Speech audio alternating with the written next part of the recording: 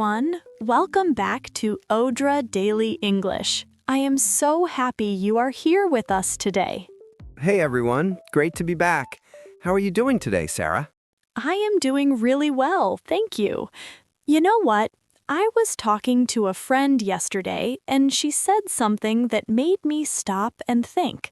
She said, I have been studying for 3 years, but people still sometimes look at me a little confused when I speak. Oh, I hear that so much. And honestly, it is not about vocabulary, it's not about grammar rules. Most of the time, it comes down to a few very small, very specific things that learners say again and again. Exactly. And that is exactly what we are doing today. We are going through the most common mistakes that learners make, the ones we hear all the time, and we are going to fix them together, one by one. By the end of this episode, you're going to recognize these mistakes, you're going to understand why they happen, and most importantly, you're going to know exactly what to say instead. And we have practice moments throughout, so do not just listen, say things out loud. Repeat after us. Write in the comments. That's how you actually lock this into your memory. Before we start, quick question for our community. Which mistake do you think you make the most? Drop it in the comments below. We read every single one, and it really helps us understand what you need. Yes, please do. And if you're enjoying Oudra Daily English, hit that like button and subscribe so you never miss a new episode. It means the world to us. Okay, are you ready? Let's get into it. All right, first one. And this one I hear almost every single day. Someone says, I am agree with you. Oh yes, this one is so common, and I completely understand why people say it. In many languages, the structure works like that. But in this case, agree is a verb, it's not an adjective, so we do not use am with it the same way. The correct way to say it is, I agree with you. No am, just I agree with you. Or if you want to use the verb to be with a similar meaning, you can say, I am in agreement with you. But honestly, in everyday conversation, just say, I agree. Simple, clean, natural. Let me give you more examples so you really hear the difference. Wrong. I am agree that this is a problem. Right. I agree that this is a problem. Wrong. She is agree with the plan. Right. She agrees with the plan. Notice the S at the end because it's third person. Listeners, say it right now out loud. I agree with you. I agree with you. Good. Let's move on. Second one. This is a big one. People say, I want to make a travel. Yes, or we made a travel to Spain last summer. I hear this all the time. And again, it makes total sense if your first language works that way. But travel on its own is usually a verb, not a noun you use with make. What we say instead is, I want to travel. Or if you want a noun, we say, I want to take a trip, or I want to go on a trip. So the fix is simple. Replace make a travel with either the verb travel or the phrase take a trip or go on a trip. Wrong. We made a travel to Portugal. Right. We traveled to Portugal, or we went on a trip to Portugal. Wrong. I want to make a travel this summer. Right. I want to travel this summer, or I want to take a trip this summer. Sarah, where do you want to travel this year? Oh, I really want to go on a trip somewhere warm, maybe somewhere with a beach. What about you? I want to travel somewhere I've never been before, maybe somewhere in Asia. Okay, listeners, your turn. Say it out loud. I want to travel to blank, or I want to take a trip to blank. Fill in your dream destination. Third mistake. This one is about time, and it confuses so many people. Someone says, I am here since 3 hours. Or, she is waiting since 1 hour. We hear this constantly, and the feeling behind it makes sense. You want to say how long something has been happening, but the structure needs two things to work correctly. First, we use for, not since, when we're talking about a length of time, a duration. 3 hours is a duration. 1 hour is a duration.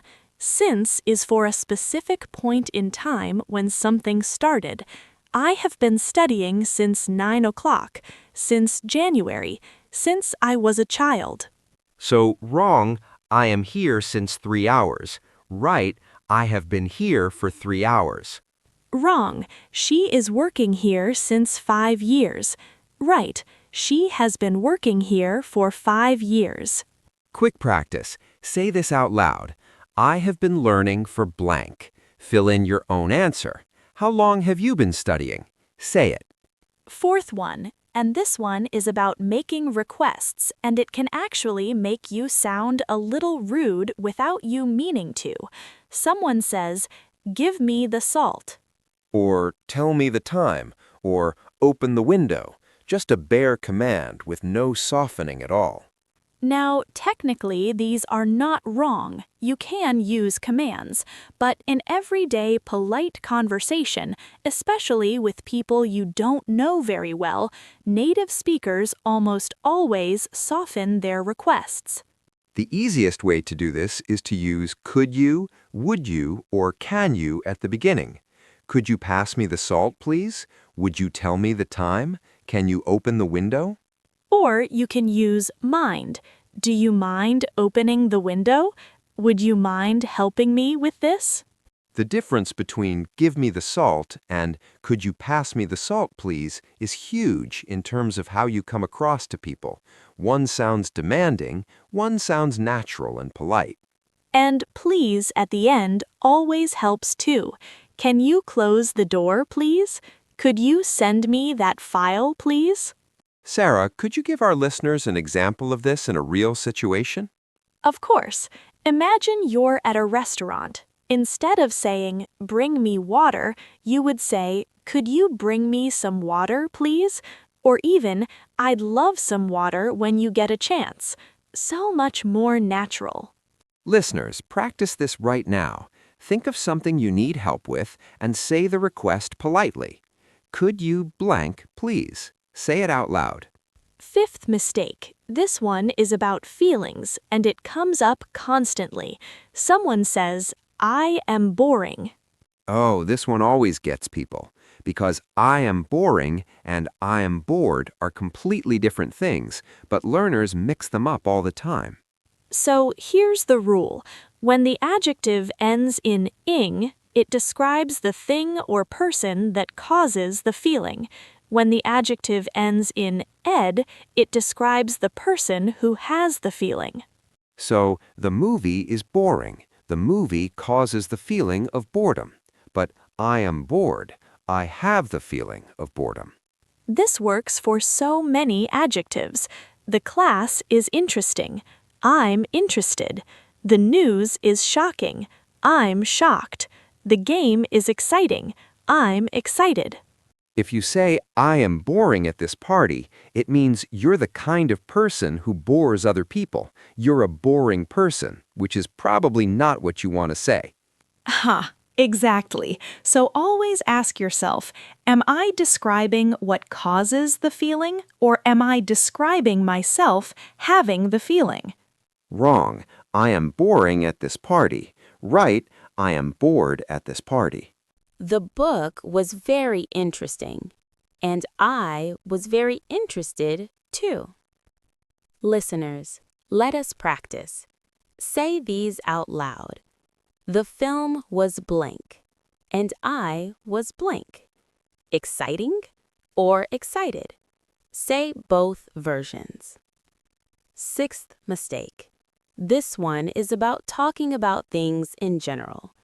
Someone says, "I love the music." Or, "The dogs are loyal animals." Or, "The life is beautiful." When we talk about something in general, as a whole category, as a concept, we do not use the. we use no article at all. So, I love music, not I love the music. Music as a whole, as a concept, no the. Dogs are loyal animals, not the dogs. We are talking about all dogs in general. Life is beautiful, not the life. We mean life as a concept. Now, the gets used when you are talking about something specific. I love the music at this cafe. Specific music at a specific place. The dogs in my neighborhood. Specific dogs. The life I had before I moved. Specific time period. General equals no article. Specific equals the. That is the rule. Wrong. I really enjoy the nature. Right. I really enjoy nature. Wrong. The happiness is important. Right. Happiness is important. But I love the view from this window. Specific view. The happiness I felt that day. Specific moment. Now the is correct. Listeners, say this out loud. Blank is important to me. Fill in something you care about. Music is important to me. Family is important to me. Health is important to me. No the, just the noun straight after. Seventh one, and this is one of my personal favorites because it changes so many sentences. Someone says, I did not went to the party. Or, she did not came home last night. Or, he did not told me the truth. So the rule here is simple but very important. When we use did in a negative or question sentence, the main verb always stays in the base form, the simple form with no past tense ending. Did already carries the past meaning, so the second verb does not need to change. Did not go, not did not went. Did not come, not did not came. Did not tell, not did not told. This applies to questions too. Did you go to the party? Not did you went. Did she call? Not did she called. Wrong. I did not went to school yesterday. Right. I did not go to school yesterday. Wrong. Did you saw that film? Right. Did you see that film? Wrong. He did not understood the question. Right. He did not understand the question.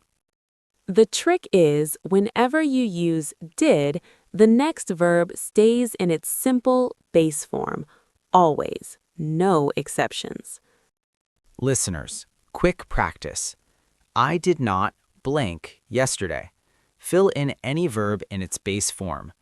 I did not sleep well yesterday. I did not eat breakfast. I did not finish my work. Say your own version out loud. Eighth mistake. And this one is about pronunciation as much as grammar. Someone says, I want to discuss about the project. Or, I need to explain about what happened. These sound almost right, but discuss and explain do not take about after them. They are transitive verbs, which means they go directly to the object with no preposition in between. So you say, I want to discuss the project. Know about. The object comes straight after discuss. And I need to explain what happened. Know about. Just explain and then the thing you are explaining. This is different from talk because talk does take about. I want to talk about the project.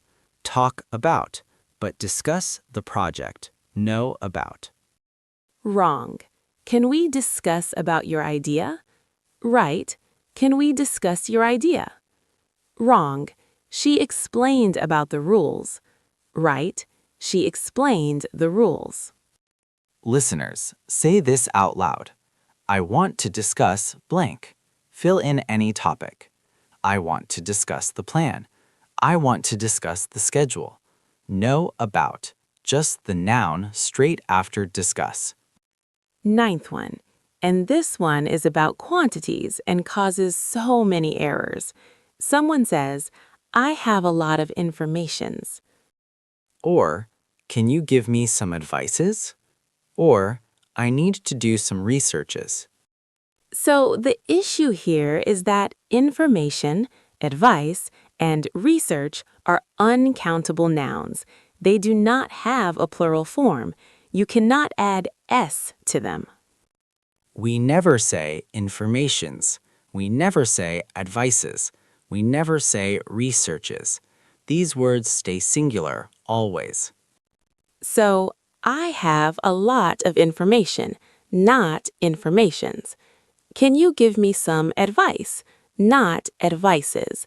I need to do some research, not researches. Other common uncountable nouns that learners often pluralize wrongly are furniture, luggage, equipment, knowledge, news, progress, evidence. I bought new furniture, not furnitures. My luggage is heavy, not my luggages. This is great news, not great newses. News takes a singular verb even though it ends in s. Listeners, practice this. Say out loud, I have some blank. Fill in information, advice, or news. No s. I have some information. I have some advice. I have some news. Feel how natural that sounds. Last one, and I saved this one for last because it is one of the most frequent things we hear. Someone says, I am studying since I was a child. Or, I am living here since 5 years. Or, we are working on this since last month. So we already talked about since and for earlier, but this mistake combines two problems, using the present continuous instead of the present perfect continuous for something that started in the past and is still happening now. If something started in the past and is still happening now, we use have been plus the ing form of the verb, not the present simple and not the present continuous. So, I have been studying since I was a child, not I am studying since. I have been living here for 5 years, not I am living here since 5 years. We have been working on this since last month, not we are working on this since last month. The structure is have been plus verb ing plus for or since plus the time reference. Have been studying for 10 years. Have been living here since 2019. Have been working on this since Monday. Wrong, I am learning for 3 years. Right, I have been learning for 3 years. Wrong, she is teaching since she graduated. Right, she has been teaching since she graduated.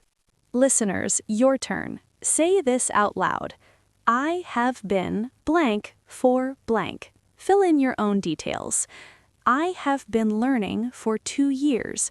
I have been living in this city for 6 months. I have been watching this channel for a long time. Say your own version. Okay, let us bring it all together. We covered 10 really common mistakes today, and I want to say one more time, making these mistakes does not mean your level is low. It means you are using the language, you are speaking, and that is the most important thing. The only way to stop making a mistake is to first notice it. So the fact that you are here, listening, paying attention, that is already huge progress. Let us do a super fast recap. Say, I agree, not I am agree. Say, I want to travel or take a trip, not make a travel. Say, I have been here for 3 hours, not I am here since 3 hours. Use could you or would you to make polite requests. Say, I am bored, not I am boring when you have the feeling. Say, I love music with no the when you talk about general things. Say, I did not go, not I did not went. Say, I want to discuss the plan, with no about after discuss. Say, information, advice, research with no S. And say, I have been learning for 3 years, not I am learning since 3 years. Now here's your challenge. Pick any one of these and write a correct sentence using it in the comments. Just one sentence, your own life, your own words. We're going to read through all of them. And if this episode was useful to you, please give it a like and share it with someone who is also working on their speaking.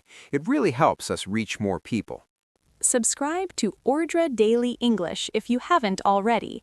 We put out new episodes every week, and every single one is made with you in mind. Learning a language takes time and patience, but every episode you listen to, every sentence you practice, every comment you write, it all adds up. You're making progress every single day, even when it doesn't feel like it. We believe in every one of you. Keep going. Until next time, take care, everyone. See you next time.